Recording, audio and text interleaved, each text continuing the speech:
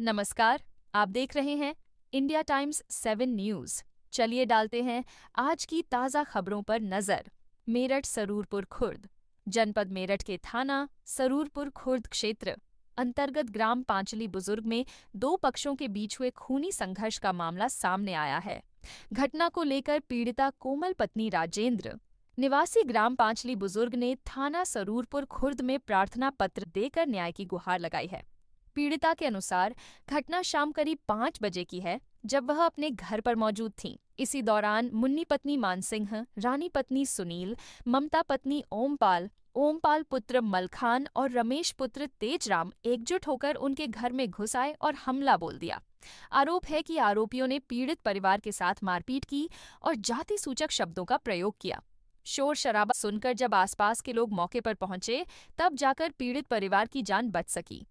आरोप है कि जाते जाते हमलावरों ने जान से मारने की धमकी भी दी। बताया गया कि यह विवाद गोबर के उपले फोड़ने को लेकर शुरू हुआ, जो देखते ही देखते हिंसक झगड़े में बदल गया। मारपीट में कई लोगों के सिर फट गए और खून बहने लगा। पीड़िता का कहना है कि आरोपियों द्वारा पहले भी कई बार झगड़ा किया जा चुका है और इस संबंध में पूर्व में भी थाना सरूरपुर में प्रार्थना पत्र दिया गया था, लेकिन कोई ठोस कार्रवाई नहीं हुई। पीड़िता ने थाना अध्यक्ष सरूरपुर खुर्द से मांग की है कि आरोपियों के खिलाफ सख्त कानूनी कार्रवाई करते हुए मुकदमा दर्ज किया जाए, ताकि भविष्य में इस तरह की घटनाओं की पुनरावृत्ति न हो।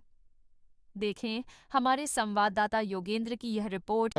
मामला तो जिग बटोड़े के उपले पाथने के ऊपर है सर। अच्छा। हमारे 3 महीने से पहले तो हमारा बटोड़ा चला दिया जी। उसके बाद जितने हम उपले बनाते हैं उनको डेली फोड़ देते हैं। डेली गांव के लोग हैं ये, हमारे गांव के इधर कास्ट के लगी हुई है ये जी। जब उपले पाथने के लिए गए बच्चे तो वहाँ पे वो उपले फोड़ते हुए पकड़े गई। अच्छा। तो सब वहाँ से जब इसने कहा कि क्यों फोड़ी, तो कहने लगते इसे चमोटी पमोटी कह, मतलब जाति सूचक इन्होंने गाली। जी हाँ, तो इसलिए विवाद है सर। मैं आवाज आदमी मेरा एक लठ मारा आते ही। अच्छा। हमारे बच्चों ने फिर जो है इनको कहा मेरे पिताजी क्यों मारे, फिर इनका लठ बजा दिया। फिर दूसरे समुदाय जाते हैं, दूसरे समुदाय का नहीं। हाँ जी। अच्छा, जिस चीज से आपको चोट लगी, क्या मतलब क्या ले रहे हाथ में वो? मेरे उनके हाथ में एक पलकटी थी, राहुल के हाथ में। अच्छा। और लाठी थी सबके हाथ में, मतलब जो पिटाई करने के लिए आए। हाँ। तो अभी क्या पुलिस से आप मिले हैं, अधिकारी से मिले, क्या आश्वासन मिला अधिकारियों से? सर ने कहा इनको भाई थारी दरोगा साहब को बुलाएगा, जांच करवा देंगे, थारा समझौता करवा देंगे। पांचली बुजुर्ग गांव है। अच्छा। तो वहाँ पर बिटोड़े को लेके आपसी 2 समुदाय में झगड़ा हो गया। तो सीओ साहब के पास मैंने दरखास्त लगाई है ये झगड़ा आगे ना बढ़े, ये यहीं के यहीं ख़त्म हो जाए। अच्छा। जो कि आगे चल के हमने अक्सर कई बार देखा है कि छोटे छोटे झगड़े आगे चल के एक बड़ा चिंगारी का रूप ले लेते हैं। तो वो सब चीज़ें ना हो, शांति व्यवस्था बनी रहनी चाहिए। गांव में रहने का मौलिक अधिकार सभी का है, एक पक्ष का भी और दूसरे पक्ष का भी। अच्छा। तो आज सीओ साहब के पास हमने ये अपनी गुहार लगाई है कि सीओ साहब आप अपने स्तर से इसे संज्ञान में लेके जो भी उचित कार्रवाई हो आप उसको करने का काम करें। तो सीओ साहब से क्या आश्वासन मिला? सीओ साहब से आश्वासन मिला है, सीओ साहब ने तुरंत जांच के आदेश कर दिए हैं इसमें। और जो भी क्षेत्र के जो दरोगा जी हैं, जो चौकी इंचार्ज हैं, उनको कल उन्होंने बुलवाया है। अच्छा, झगड़ा किन लोगों से हुआ? झगड़ा दरअसल में क्या, हमारे तो कुछ दलित समाज के लोग हैं और साथ ही कुछ हमारे अपने अन्य समाज के भी लोग हैं। अच्छा। जिनका झगड़ा एक बिटोड़ों को उपलों को लेकर लगातार हो रहा है।